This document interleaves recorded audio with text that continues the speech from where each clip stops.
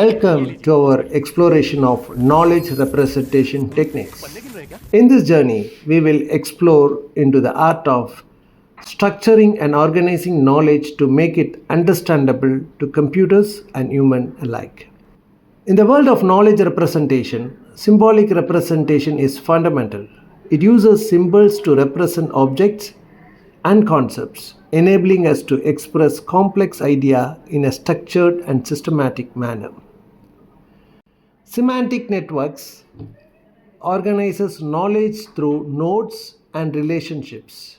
This helps us represent concertile and capture complex relationships between data, providing valuable insights.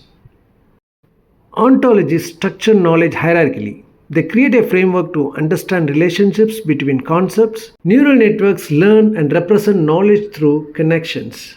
They simulate the way our brains work, allowing machines to process and recognize patterns. Researchers combine techniques for richer representation. By blending various methods, we can tackle complex problems effectively.